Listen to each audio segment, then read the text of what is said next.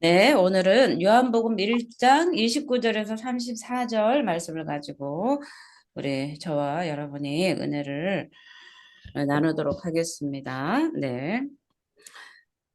참 복된 날입니다. 날씨도 좋고 하나님이 함께 하심을 우리가 깨닫는다면요. 환난이 오나 기근이 오나 핍박이 와도요. 우리는 두려울 것이 없습니다. 오늘 아멘. 요한복음 1장 29절에서 34절 말씀은 요한이 예수 그리스도를 증언하는 내용이에요. 우리가 믿는 예수님은 과연 누구신가? 예수를 믿잖아요. 예수를 믿으니까 교회에 나와서 예배 드리는데 막연히 그 시간이 그냥 어려운 것이 아니라요. 예수님이 누군가를 안다면요. 하루 종일 마리아처럼 예수님 얼굴만 쳐다보고 싶은 거예요. 우리가 예수님을 잘 몰라서 그래요. 우리 요한복음을 통해서 예수님은 누구신가? 왜 우리가 예수님을 믿어야 되는가를 우리가 더 간절히 알게 되기를 원합니다. 오늘 요한복음 아멘. 1장 29절 말씀은 이 요한이 이렇게 말하고 있어요. 나오심을 이튿날 요한이 예수께서 자기에게 나오심을 보고 이렇게 나오죠. 나오심을 보고 뭐 영화의 한 장면처럼 짠짠짠 이렇게 등장하는 그런 전달의 효과를 보여주는 거예요. 그러면서 보라 보라 그랬죠. 보라 봐봐라 이런 거죠. 네. 이 요한이 적대자들이 떠났어요. 떠나고 요한이 증거한 예수께서 밝은 빛처럼 찬란하게 쫙 오셨을 때 그 감탄이죠, 감탄. 세상 죄를 지고 가는 어린 양이로다. 오늘의 이 본문은요, 이 세상 죄를 지고 가는, 세상 죄를 지고 가는 어린 양이라고 요한이 말을 하는 거예요. 그런데 이 정말 이 세상 죄를 지고 간다라는 것은요, 어, 지금까지는 간접적인 그런 요한의 증거였지만 이 오늘 29절부터는요. 예수님이 등장과 함께 예수님이 직접적으로 여린 양이다라고 이제 증거를 해주고 있는 거예요. 이 세례 요한의 사역이 무엇이었습니까? 하나님께로부터 보냄을 받은 사람이 있었으니 그의 이름은 요한이라 하죠. 요한은 예수 그리스도를 나타내는 자일 뿐인 거예요. 그래서 그가 왔으니 빛에 대해서 증언하는 자인 거죠, 요한은. 그래서 증언하는 자예요. 우리가 15절에 우리가 이미 봤듯이 요한이 그에 대하여 증언하여 외쳐이르되 내가 전에 말하기를 내 뒤에 오시는 이가 나보다 앞선 것은 나보다 먼저 계심이라 한 것이 이 사람을 가리킴이라 아니라 예수를 가리켜서 이제 네. 간접적으로 증언을 해주고 있는 거죠. 그런데 이 사두개인들을 통해서 그 논쟁을 통해서 예수 그리스도를 이제 간접적으로 증언을 했어요. 그런데 오늘은 이제 예수 그리스도께서 나오시는 것을 보고 보라 이제 예수 그리스도를 직접적으로 이제 증거할 수 있는 기회가 요한에게 딱 주어진 거예요. 그러면서 그 감격과 놀라움과 떨리는 그 목소리로 직접적인 증언의 목소리를 우리에게 들려주는 거예요. 자, 보라 그래서 감탄 사이에서 어린 양 세상 죄를 지고 가는 분이라고 이제 동격으로 표현이 되어 있어요. 따라서 오늘 29절은요. 이 죄된 세상과 하나님 사이의 대립의 관계를 보여주면서 그 하나님과의 막힌 담을 헐 수 있는 분, 그분이 바로 예수 그리스도, 화목해 하실 그 존재를 딱 우리에게 나타내 주시는 거예요. 그래서 어둠 속에 빛을 비춰주시는 그 세상에 찬란한 빛으로 오셔서, 그죠? 우리가 이 요한복음 1장 5절에서 이미 참 빛에 대해서 증언을 하지 않았습니까? 빛이 어둠에 빛이 돼 어둠이 깨닫지 못하더라. 죄악에 헤매이는 이 세상에 예, 은혜와 진리의 세계로 이래 변화시켜주는 예수 그리스도의 모습을 우리에게 분명하게 보여주었죠. 우리도 전에는 어둠 가운데 소경이 되어서 더듬거리면서 나의 갈 길이 어딘지 모르고 방황하면서 헤맸잖아요. 그러나 이제 예수께로 돌아온 우리는 그 빛으로 들어오니까 우리 앞길이 환하게 밝은 거예요. 갈 길이 아멘. 보이는 거예요. 어디로 가야 될지.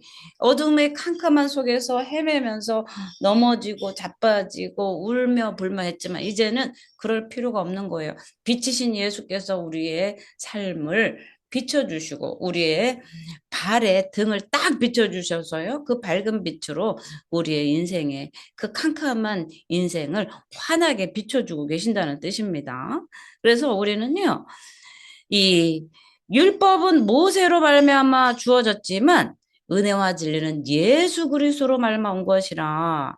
그래서 우리는 지금까지 하나님을 아무도 본 자가 없어요. 그러나 본래 하나님을 본 사람이 없으되 아버지의 품속에 있는 독생하신 하나님이 나타내셨느니라. 바로 이 나타나신 분이 바로 예수 그리스도라는 거예요.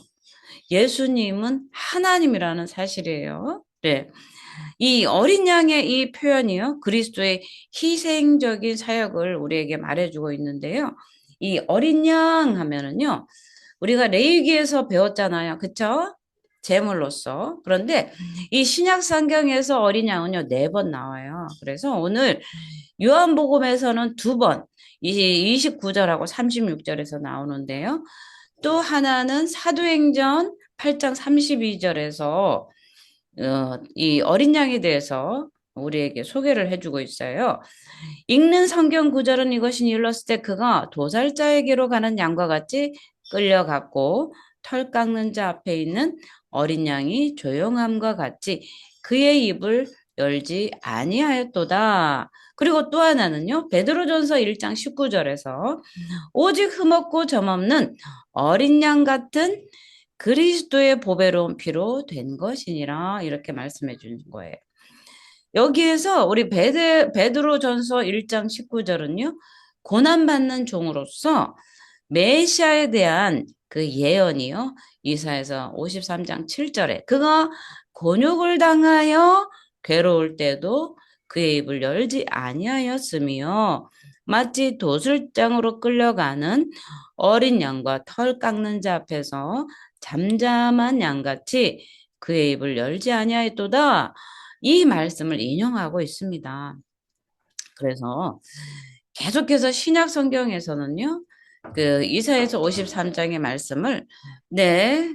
그래서 이 죄를 대속하는 속죄양에 대해서 구약에서도 우리에게 소개를 해주고 있어요. 속죄양 구약에서 세상 죄를 지고 가는 어린 양에 대해서 이 구약에서 창세기 22장 2절 8절에서 아브라함과 이삭의 번제를 통해서 그 속죄 양 어린 양에 대해서 우리에게 얘기를 해주고 있어요.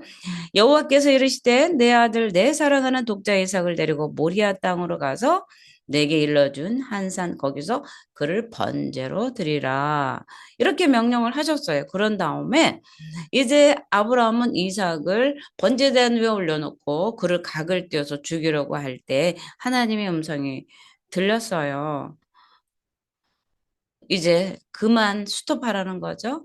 그리고 나서 그 어린 양을 준비해 주셨어요. 이 어린 양의 의미는 뭐냐면요. 우리 인간은 죄인인 거예요. 죽을 수밖에 없는 죄인이 우리의 죄를 어린 양에게 전가시키고 담당시켜서 우리가 죽을 수밖에 없는 그 죄를 어린 양에게로 전가시켜서 어린 양이 우리의 대신 죄를 대속하고 죽임을 당하고 피를 흘린다는 사실에 그것이 바로 예수 그리스도께서 어린 양이다라고 표현을 하는 거예요. 오늘도 우리가 우상 숭배하고 죄를 지었지만 멀쩡히 살아있죠. 멀쩡히 살아있는 이유는 뭐겠어요? 우리의 죄를 예수 그리스도께로 전가시키고 예수께서 담당하셔서 십자가에서 피 흘려 죽으셨기 때문입니다. 그렇기 때문에 예수 그리스도는 우리에게 어린 양이 되어 주셔서요. 그래서 매일 드리는 일년의 속죄 제사를 위해서 매일 가서 양의 피를 흘려야만 속죄를 얻는 구약의 그 제사법을 뛰어넘어서 십자가에 달려 예수 그리스도께서 돌아가심으로 인해서 우리 세상의 모든 죄를 다 담당하신 거예요. 그래서 예수님은 대속의 희생 제물이시며 화목 제물이시며 우리의 죄를 담당하신 그 속죄 제물이 되셨다는 거죠. 그래서 매일 끌고 가는 양이나 염소가 아니라 단번에 대속물로 드려진 하나님의 산 제물, 번제물, 또 속죄, 희생의 제물이 되셨다는 것입니다. 그래서 우리 민수기에도 보면은요, 뭐 자기 몸을 구별하여 여호와께 드릴 날을 새로 정하고 1년 된 순양을 가져다가 속건 제물로 드릴지니라. 자기의 몸을 구별할 때에 그의 몸을 더럽혔은즉 지나간 기간은 무효니라. 그렇죠. 그래서 화목 제물이 희생 제물이 어린 양이 필요한 때가 어떤 때입니까? 자기 몸을 구별한 때에 그의 몸을 더럽혔은즉 우리가 죄를 지었을 때 반드시 어린 양이 필요하다는 거죠. 그렇기 때문에 오늘날 현대를 살아가는 우리가 죄를 지었을 때 하나님 앞에 나아가서 정결함을 씻는 단 유일한 한 가지 방법은 예수 그리스도의 보혈을 의지하여 나가는 것밖에 없다는 거죠. 우리가 예수 그리스도의 보혈을 의지하여 나가서 하나님 앞에 죄를 회개할 때 그는 미쁘시고 의로사 우리의 죄를 마을 같게 씻어주시는 하나님의 그 의로움이 우리에게 들어온다는 사실이 이것이 하나님의 은혜입니다. 또한 예수 그리스도를 믿는 이유가 여기에 있고요. 예수 그리스도를 믿는 목적이 여기 있습니다. 하나님은 우리를 불쌍히 여기셔서 우리를 죽음으로 그냥 내버려 두는 것이 아니라 독생자 아들을 아끼지 않으시고 십자가에 달려 돌아가시게 하심으로써 우리를 모든 죄에서 구원해 주시는 그 은혜의 하나님이라는 사실입니다. 그렇기 때문에 세례 요한이 예수 그리스도를 증거할 때 하나님의 세상 죄를 지고 가는 어린 양이로다라고 증거한 이 사실은 우리에게는 너무나 특별한 의미로 오늘도 우리에게 다가온다는 거죠. 자, 1장 31절 보겠습니다. 나도 그를 알지 못하였으나 세례 요한은요 예수를 알지 못했대. 근데 알지 못한 게 아니에요. 예수님과 세례 요한은요 친척 관계였어요. 그래서 누가복음 1장 36절에 보라 내 친족 엘리사벳도 늙어서 아들을 배었느니라 본래 임신하지 못한다고 알려진 이가 이미 6달이 되었나니 이렇게 얘기를 하고 있어요. 그렇기 때문에 세례 요한이 예수님을 모를 리가 없어요. 그런데 이 오늘 나도 그를 알지 못하였으나 라는 말은요. 이 예수님이 하나님의 아들이란 사실을 몰랐다는 거예요. 그가 독생자 아들이란 사실을 몰랐다는 사실이고요. 세상 죄를 지고 가는 어린 양, 우리 인간의 죄를 담당하기 위해서 세상의 죄를 지고 가는 어린 양의 희생 제물로서 오셨다는 그 사실을 이전에는 몰랐다는 거죠.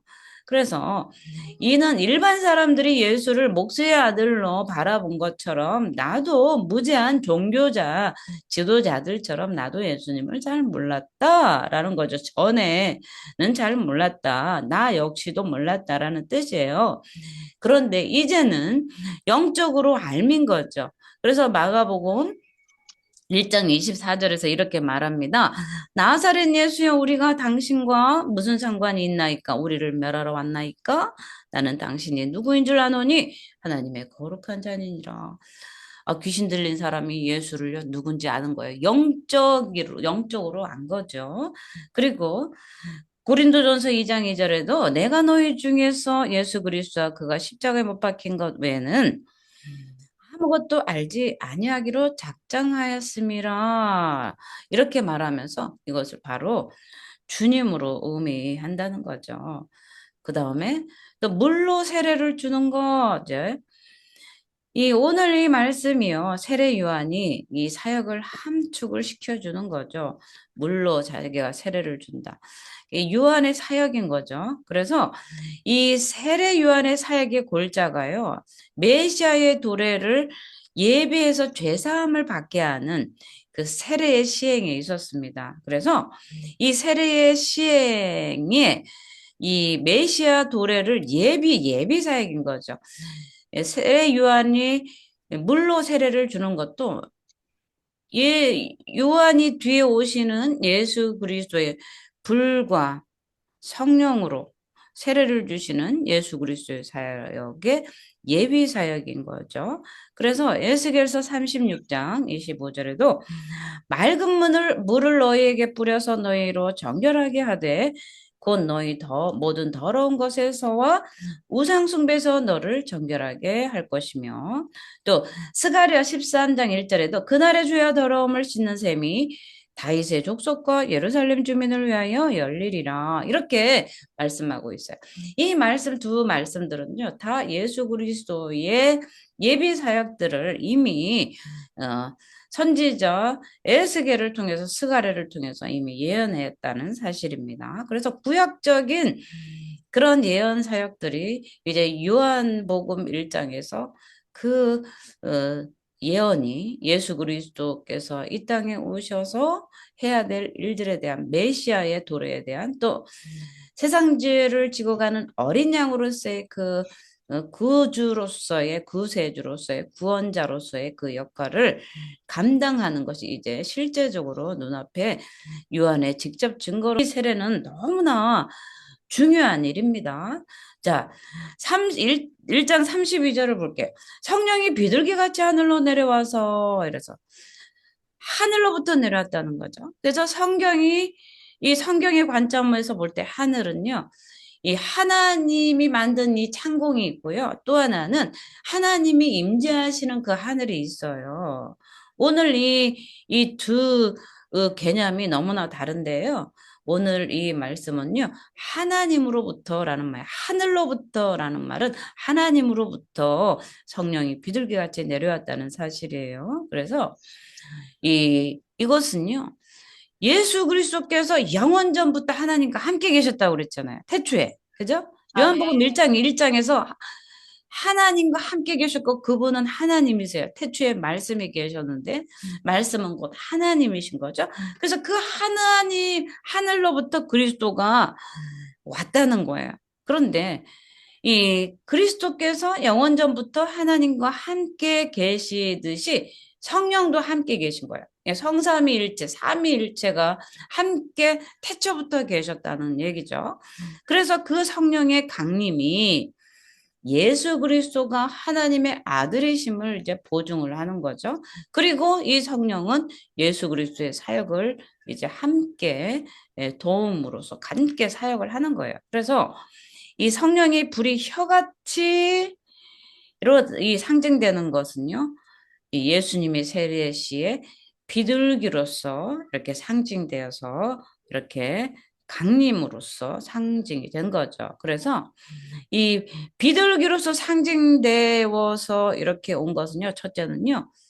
죄에 대해서 순결하신 예수 그리스도를 나타내는 거고요. 그 다음에 온유하신 그리스도의 성품을 나타내고요.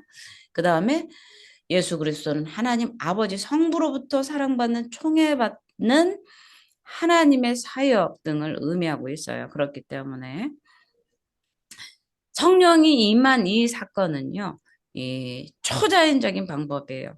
세례의 눈으로 볼 수 있게끔 임하였음이 분명한 거예요. 왜냐하면 자기 스스로도 예수님이 누군지를 잘 몰랐는데 세례 요한에게 말씀하신 그분이 하나님께서 성령이 내려서 그 위에 임하면 그가 메시아인 줄 알아라라고 말했기 때문에요.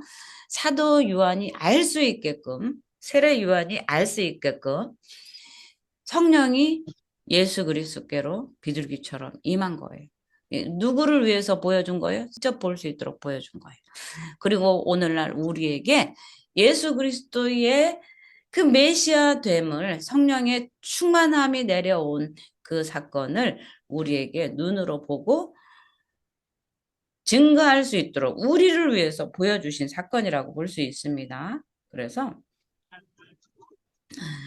나에게 말씀하시되 1장 34절에 세례 요한이 예언자적 특성을 말씀해 주는 거죠. 그래서 세례 요한이 지난 시간에 광야에 외치는 자의 소리다라고 했죠.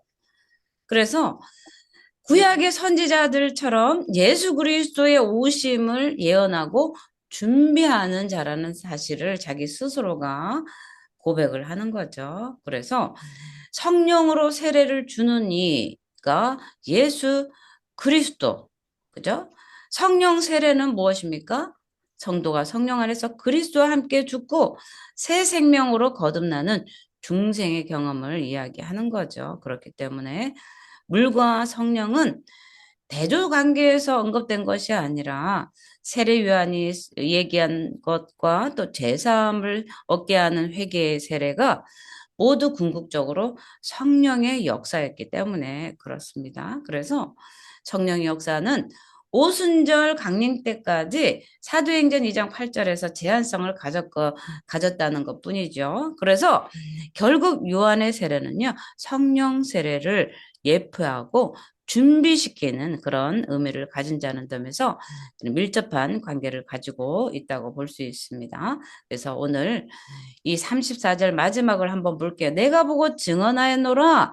세례 요한이 이러한 증언은요, 막연한 추측이 아닌 거예요. 하늘로부터 들려온 하나님의 음성을 생생하게 반복한 거예요. 마가복음 1장 11절에도 예수님이 하나님의 아들이란 사실을 이 사복음서에서 일관되게 주장하고 있어요. 그렇기 때문에 오늘 이 요한복음 1장 34절에서 하나님 아버지와 말씀이신 그리스도의 관계로부터 시작해서요. 하나님의 아들이신 그리스도에 관해서 보다 더 디테일하게 심도 있게 우리에게 말씀해주고 있다는 사실입니다. 그렇기 때문에 세례 요한은요, 내가 보고 증거하였노라. 이제 눈으로 본 것을 목격자라고 그래요. 아이 위트네스라고 그래요. 그래서 세례 요한은 예수 그리스도가 누구이신지를요, 직접적으로 보고 그가 행하는 모든 일들을 보고요.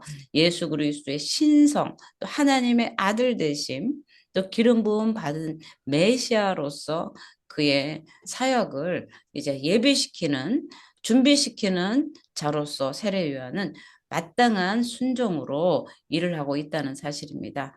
오늘 우리는 예수님은 이 땅 가운데 오신 목적, 하나님의 아들이시면서도 하나님이면서 본질이 하나님 성부와 성자와 성령이 본체는 하나이세요. 그런데 또 이 땅에 오신 목적은요, 그 목숨을 내주려고 오신 거예요. 죽으려고 왔다는 얘기예요, 의미는. 어린 양으로서 각을 떼우고 물과 피를 다 쏟아서 우리의 죄를 위해서 오셨다는 거예요. 왜 그렇게 오셨어요? 아, 쓸데없이 오셨나요? 아니죠. 우리의 죄가 너무나 관영해서 다 죽을 수밖에 없는 노아의 홍수 때처럼, 그죠? 인간 세상을 다 멸하실 수 없는 아버지의 그 애틋한 그 마음 때문에 다시는 이 땅을 멸하지 않겠다 하신 하나님, 그 노아의 약속이 있지 않습니까? 그런데도 불구하고 인간이 죄가 관영을 해서 하나님의 그 무지개 언약 때문에 이 땅을 다 쓸어버릴 수는 없고 하나님은 그 아들 예수를 보내셔서 우리를 대신해서 속죄제가 되게 하시고 속죄 희생물로 삼으셔서 우리를 살려주신 거예요. 그렇기 때문에 영원한 생명을 위해서 예수 그리스도를 우리에게 보내주셨기 때문에요. 오늘도 우리가 예배하는 이유가 예수 그리스도의 그 희생 제물로 말미암아 피를 흘림으로 말미암아 나를 살려주신 은혜에 감격해서 하나님 감사합니다 하고 예배하는 게 바로 예배의 목적인 거예요. 그래서 에베소서 1장에서 찬송하리로다. 우리를 창세전에 부르신 그 목적은 하나님의 영광을 찬송하게 하려고 우리를 이 땅 가운데 창세전에 예정하셔서 우리를 택하셨다는 거죠. 그러니까 예배는요, 우리 인간이 찬송의 회복이에요. 죽을 수밖에 없던 죄인에서 이제는 하나님의 자녀로서 찬송의 자녀로서 회복된 그 사건을 얘기하는 거예요. 그렇기 때문에 오늘도 예배 가운데 물론 삶은 어렵습니다. 고통스럽습니다. 문제가 많습니다. 그러나 우리는 하나님을 찬양하는 거죠. 왜요? 우리는 하나님을 찬양하도록 부르심을 받았는데 사단은 그것을 방해하기 때문에 그래요. 오늘도 예배하러 나가는 자들을 방해하고요. 하나님의 축복을 받는 하나님의 자녀들을 방해하고 죽이고 멸망시키려고 하는 거예요. 그래서 도적이 오는 것은 죽이고 멸망시키려고 하는데, 그러나 인자가 온 것은 우리를 살리시려고 생명을 주시되 풍성하게 넘치도록 주시려고 이 땅에 오셨다는 사실이에요. 그래서 오늘 우리는 예수 그리스도 안에서 풍성한 은혜를 받는 하나님의 자녀가 되었다는 사실에 감사하고요. 우리 아멘. 죄를 위해서, 나를 위해서 죽어주신 예수 그리스도, 그 어린 양이 되어주신 은혜에 감사하는 오늘 하루가 되기를 바랍니다. 우리는 결코 망하지 않아요. 예수님이 아멘. 나를 위해서 죽기까지 순종하셔서 나를 살리셨는데 누가 나를 해야겠습니까? 할렐루야. 그래서 우리는 이 세상에 밀려오는 고통과 고난을 두려워하지 말고 하나님이 임마누엘 되셔서 나와 함께 하신 하나님을 바라보면서 오늘도 그 어린 양의 보혈을 찬양하는 저와 여러분이 되시기를 간절히 축원합니다.